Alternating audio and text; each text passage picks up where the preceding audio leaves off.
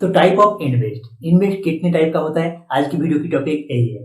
तो पिछले वीडियो के अंदर मैंने आपको बताया था कि सेविंग कितने टाइप का होता है। अगर आपने उस वीडियो को नहीं देखा है तो उस वीडियो का लिंक आपको डिस्क्रिप्शन में मिल जाएगा, आप जाके उस वीडियो को देख सकते हो। तो अगर आप फाइनेंशियल सिस्टम को जान के आप अपनी अकॉर्डिंग, आप अपनी इनकम के अकॉर्डिंग आप अपने आप को अमीर बनाना चाहते हो, तो आपको सबसे पहले सेविंग और इन्वेस्ट की जो डिफरेंस है, सेविंग किसे कहते हैं, इन्वेस्ट किसे कहते हैं, इसका जो डाउट है उसका आपके पास पूरा क्लियर होना चाहिए। तो जिसकी वजह से सबसे पहले मैं आपको यही चीज क्लियर कर रहा हूँ कि सेविंग क्या है, इन्वेस्ट क्या है, कितने टाइप का सेविंग होता है, कितने टाइप का इन्वेस्ट होता है, सब कुछ बता रहा हूँ। तो आज की वीडियो के अंदर मैं बताऊंगा कि इन्वेस्ट कितने टाइप का होता है। अगर आपने सेविंग के बारे में नहीं पता किया है तो उस वीडियो का लिंक आपको डिस्क्रिप्शन में मिल जाएगा, जैसे कि मैंने आपको बताया है। तो सेविंग जो है वो बस गिने चुने कुछ चीज है, लेकिन इन्वेस्ट जो है वो काफी ज्यादा ऑप्शन आपको मिल जाता है। तो मैं इस वीडियो के अंदर 11 इन्वेस्ट की टाइप बताऊंगा। आप इनमें से किसी भी 2-4 पॉइंट को आप अपने अकॉर्डिंग जहां पे आप इन्वेस्ट कर सकते हो और आप अपने आप को आर्थिक रूप से स्ट्रॉन्ग बना सकते हो। तो सबसे पहले जो इन्वेस्ट का जो सबसे पहले आ जाता है वो हो जाता है फिक्स्ड डिपॉजिट। आज की डेट पे लगभग सबके सब इंसान को पता है फिक्स्ड डिपॉजिट क्या है। फिक्स्ड डिपॉजिट है ये 2 टाइप का होता है। एक है वन टाइम, जब आप अपने 1 लाख रुपए को एक साथ आप वहां पे डिपॉजिट कर रहे हो, और दूसरा एक टाइप का होता है जो है पर डे, यानी कि रिकरिंग, जिसे रिकरिंग यानी कि आरडी कहा जाता है। पर डे आप अपनी अकॉर्डिंग, अपनी इनकम के अकॉर्डिंग आप रिकरिंग अकाउंट को आप पोस्ट ऑफिस पे या फिर आप किसी भी बैंक के अंदर जाके आप ओपन कर सकते हो, या फिर बहुत सी प्राइवेट सेक्टर है जहाँ पे आप पर डे अपने अकॉर्डिंग एक अमाउंट को सेट कर सकते हो और पर डे आप अपने उस अमाउंट को आप अपने अकाउंट के अंदर डिपॉजिट कर सकते हो, जो आपकी सेविंग भी कह सकते हो इसे, और जो आप इसे इन्वेस्ट भी कह सकते हो। और तीसरा जो है वो भी पर डे की तरह है, वो बस डिफरेंस इतना है आप उसे पर डे नहीं पर मंथ करते हो, यानी कि पर मंथ आपकी जो सेविंग होता है उनमें से कुछ अमाउंट को आप अपनी जो रिकरिंग डिपॉजिट है वहां पे जाके डिपॉजिट करते हो। तो ये जो आरडी है ये पर डे भी होता है, पर मंथ भी होता है। तो पूरा का पूरा डाउट क्लियर हो गया है कि फिक्स्ड डिपॉजिट कितना टाइप का होता है, कौन सी जगह पे आप इन्वेस्ट कर सकते हो। तो इसके बाद जो नेक्स्ट टाइप आता है इंश्योरेंस का, यानी कि दूसरा जो पॉइंट है वो है इंश्योरेंस। तो इंश्योरेंस अगर आप अपने कराते हो, इंश्योरेंस भी बहुत टाइप का होता है। कार इंश्योरेंस हो गया, लाइफ इंश्योरेंस हो गया, या फिर आपकी घर की इंश्योरेंस हो गया, कोई आपके पास कार के अलावा कोई भी व्हीकल्स है उसका इंश्योरेंस हो गया, या फिर आपकी फैमिली इंश्योरेंस हो गया।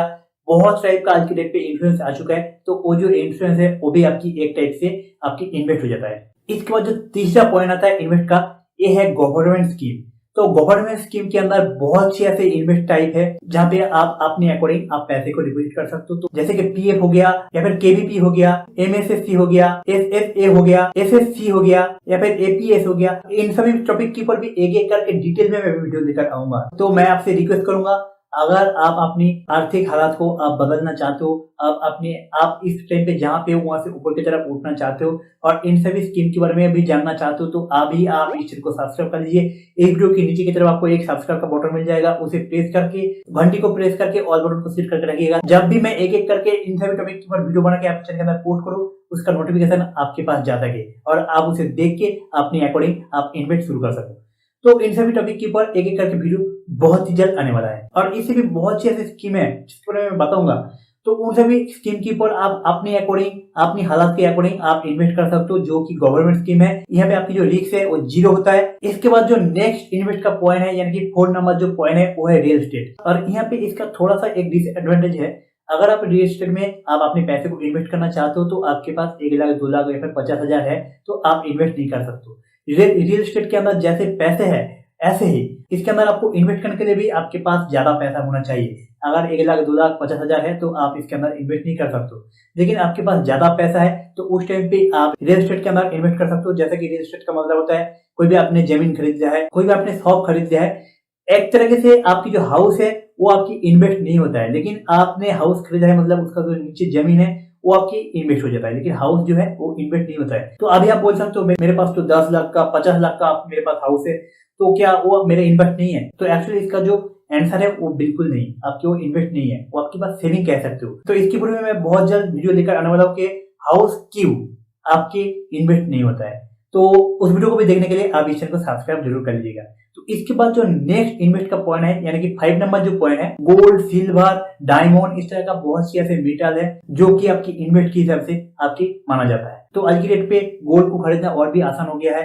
डिजिटल गोल्ड आप खरीद सकते हो, जहाँ पे आपकी रियल गोल्ड का जो वैल्यू है वो भी बढ़ता है, तो आपकी जो डिजिटल वैल्यू गोल्ड की वैल्यू है उसका भी वैल्यू बढ़ता है। तो आप ऑनलाइन से बहुत से ऐसे प्रोसेस है जहां से आप डिजिटल गोल्ड, डिजिटल सिल्वर आप खरीद सकते हो, जहां पे आपकी चोरी होने की या फिर गुम होने की कोई भी ऐसे झंझट नहीं रहेगा। बस जिस प्लेटफॉर्म के थ्रू आप खरीदोगे वहां पे आपको शो किया जाएगा और वहां से आप उस डिजिटल गोल्ड या फिर सिल्वर को आप अपने अकॉर्डिंग सेल या फिर बाई कर सकते हो। इसके बाद जो नेक्स्ट पॉइंट है इन्वेस्ट का, यानी कि 6 नंबर जो पॉइंट है बॉन्ड। तो बहुत से ऐसे बॉन्ड है जिसको फाइनेंशियल टॉपिक के बारे में थोड़ा बहुत नॉलेज है, जिसको बॉन्ड के बारे में पता है, तो आपको पता होगा बॉन्ड भी दो तरह का होता है। एक है गवर्नमेंट बॉन्ड, दूसरा है कॉर्पोरेट बॉन्ड। तो आपके पास थोड़ा बहुत पैसा है तो आप चाहो तो आप अपने अकॉर्डिंग बॉन्ड के अंदर भी पैसे को इन्वेस्ट कर सकते हो। बॉन्ड के अंदर अगर आप पैसे को इन्वेस्ट करते हो तो आपकी जो यहाँ पे रिस्क है, फिक्स डिपॉजिट या फिर रिकरिंग डिपॉजिट से थोड़ा सा ज्यादा होता है। लेकिन अगर आप सही तरीके से सही बॉन्ड पे आप इन्वेस्ट करते हो तो आपकी जो इन्वेस्ट है उसका जो वैल्यू है वो भी काफी जल्दी ग्रो होने लगता है। इसके बाद जो नेक्स्ट पॉइंट है इन्वेस्ट का, यानी कि 7 नंबर जो पॉइंट है क्रिप्टो करेंसी।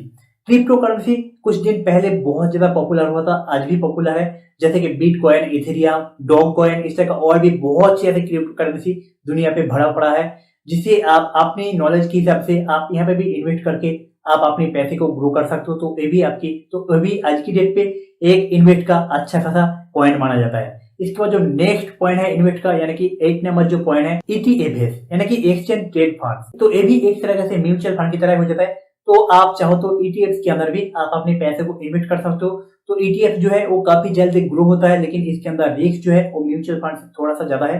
लेकिन अगर आप सही तरीके से अपने नॉलेज को यूज करके आप इसके अंदर इन्वेस्ट करते हो तो आपकी जो पैसे है वो काफी जल्दी ग्रो होता है और आपको आपकी जो जिस हालत पे आप इस टाइम पे खड़ा हुआ हो आप वहां से काफी जल्दी ग्रो कर सकते हो और अपने आप को आप अमीर बना सकते हो। तो इसके बाद जो नेक्स्ट पॉइंट है वो है 9 नंबर पॉइंट, जो कि है रिटायरमेंट प्लान। तो ये जो है ये एक्चुअली हर एक इंसान की लाइफ पे होना ही चाहिए, क्योंकि अगर आपकी एज जो है आज 20 साल है, 25 साल है, 30 साल है, इस टाइम पे आप पैसे को अर्न कर रहे हो। यहाँ पे कहना तो नहीं चाहिए, एक गलत वर्ड होता है, लेकिन हर एक इंसान के लिए ये तो लागू होता है, जिसकी वजह से मैं यहाँ पे आपको बोल रहा हूँ। कोई भी आप गलत मतलब यहाँ पे मत निकालिएगा।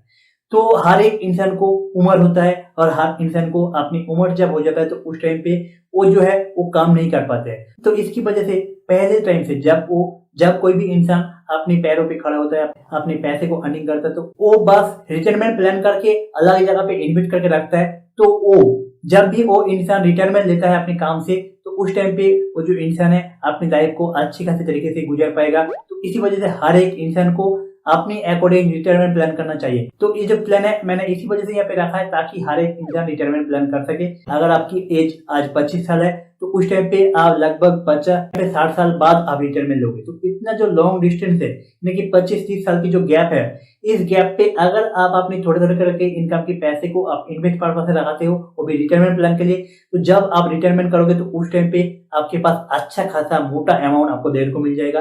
लेकिन आप सेविंग पर्पस पे रखोगे तो वहां पे आपको उतना पैसे आपको देने को नहीं मिलेगा। यानी कि आज ही आपकी हालत जैसा है हो सकता है उस टाइम पे उससे भी बेहतर या फिर वही हालत आपकी हो सकता है। इसी वजह से जब भी कोई भी प्लान आप कर रहे हो लॉन्ग टर्म के लिए, उस टाइम पे आपके पास एक ही ऑप्शन बचता है, वो है इन्वेस्ट। तो इन्वेस्ट ही है ऐसा एक चीज जो आपको अमीर बनाएगा। तो इसी वजह से आपको आपके इन्वेस्ट प्लान के अंदर रिटायरमेंट प्लान को भी रखना चाहिए। इसके बाद जो नेक्स्ट इन्वेस्ट की पॉइंट आता है वो है म्यूचुअल फंड, जो कि आज के डेट पे काफी ज्यादा पॉपुलर हो चुका है। म्यूचुअल फंड क्या है? म्यूचुअल थोड़ा सा मैं आपको यहाँ पे जानकारी दे देता हूँ। म्यूचुअल फंड का मतलब है ऐसा एक फंड या फिर ऐसा एक हाउस कह सकते हो जो जहाँ पे एक प्रोफेशनल जो एक एजुकेटेड मैनेजर होता है जो कि पूरे मार्केट को एनालिसिस करता है। उसके पास एक एजुकेटेड टीम होता है जो हर टाइम लगे रहते हैं मार्केट को एनालिसिस करने के लिए। एनालिसिस करने के बाद मेरे जैसे आपके जैसे ऐसे बहुत सी इन्वेस्टर है जो कि अपने पैसे को उस फंड को देता है, उस म्यूचुअल फंड को देता है, और वहां पे जो मैनेजर है वो मार्केट को एनालिसिस करने के बाद कहाँ पे पैसे लगाना चाहिए, कौन सी जगह पे पैसे लगाओगे तो वो आपको ग्रो करके आपके पैसे को देगा।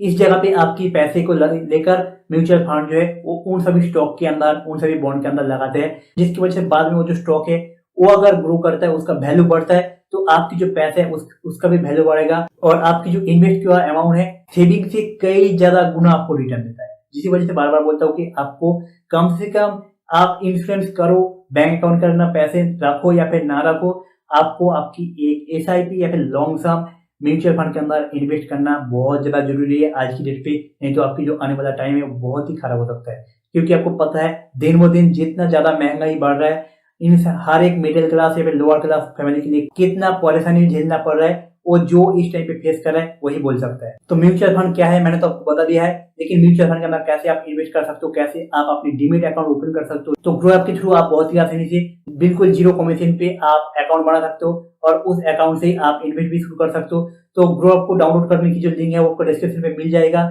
और ग्रो ऐप के अंदर अकाउंट कैसे बना सकते हो, डिमोट अकाउंट कैसे ओपन कर सकते हो, कैसे आप इन्वेस्ट कर सकते हो, इन सभी टॉपिक की डेडिकेटेड वीडियो पहले से मैं अपने चैनल के अंदर डाल के रखा है। उन सभी वीडियो का लिंक भी आपको डिस्क्रिप्शन पे मिल जाएगा। आप जाइए उन दोनों वीडियो को देखिए और आप आज ही इन्वेस्ट करना शुरू कीजिए, क्योंकि आज की जगह पे अगर आप सोचोगे कल से शुरू करूंगा तो मान लीजिए आप काफी ज्यादा पीछे जाओगे, क्योंकि कल भी आप यही सोचोगे कि कल शुरू करूंगा, तो कल करें आप कभी भी शुरू नहीं कर पाओगे। तो आज ही अभी इस वीडियो को देखने के बाद ही आप उस वीडियो को देखिए और उस वीडियो को देख के ग्रो ऐप को डाउनलोड करके आप इसके अंदर अकाउंट बना के आज ही आप अपने इन्वेस्ट जर्नी को शुरू कीजिए। और लास्ट जो पॉइंट है वो है स्टॉक। अगर आप इसके बारे में थोड़ा बहुत सीख के मार्केट को एनालिसिस करना सीख जाते हो, फंडामेंटल एनालिसिस करना सीख जाते हो और इसके बाद अगर आप अपने पैसे को आप यहाँ पे इन्वेस्ट करते हो तो यहाँ से बहुत से ऐसे लोग हैं जो करोड़पति बन चुका है। हमारे इंडिया के अंदर भी ऐसा एक इंसान था जो कि था मिस्टर झुनझुनवाला। मिस्टर झुनझुनवाला की सर की जो कहानी है वो आप यूट्यूब की पर सर्च करके देख सकते हो। करोड़पति होने की जो जर्नी था उन्होंने भी इन्वेस्ट से ही शुरू किया था। तो आप चाहो तो उनका कहानी जो है वो आप यूट्यूब की पर सर्च करके सुन सकते हो, ताकि आपको एक मोटिवेशन मिल सके इन्वेस्ट जर्नी को शुरू करने के लिए। यहाँ पे स्क्रीन की पर भी आपको 11 पॉइंट जो है वो आपको यहाँ पे दिखाई दे रहा होगा। तो आप यहाँ पे देखिए अपने अकॉर्डिंग आप कहाँ पे इन्वेस्ट कर सकते हो। अगर आप थोड़ा बहुत रिस्क ले सकते हो तो मैं आपको रिकमेंड करूंगा आप यहाँ पे म्यूचुअल फंड के अंदर जरूर से जरूर एसआईपी या फिर लॉन्ग टर्म कीजिए। एसआईपी क्या है, लॉन्ग टर्म क्या है, इसके ऊपर भी डेडिकेटेड वीडियो आने वाला है। और आप यहाँ पे थोड़ा भी रिस्क नहीं लेना चाहते हो अपने पैसे के साथ तो आप यहाँ पे गवर्नमेंट स्कीम है या फिर आपके पास एफडी है, आरडी है, कहीं पे भी आप इन्वेस्ट कर सकते हो। इसके अलावा भी मैं आपको एक एक करके इस चैनल के अंदर वीडियो देकर आने वाला हूँ। तो अगर आप इन सभी टॉपिक के बारे में डेडिकेटेड वीडियो देखना चाहते हो, म्यूचुअल फंड के बारे में सीखना चाहते हो, कौन सी म्यूचुअल फंड आपके लिए बेहतर होगा, म्यूचुअल फंड कितने टाइप का होता है, कौन सी म्यूचुअल फंड के अंदर कितना बेनिफिट मिलता है, कैसे म्यूचुअल फंड को एनालिसिस किया जाता है, इन सभी चीजों के बारे में जानना चाहते हो तो आप हमें सब्सक्राइब कर लीजिए।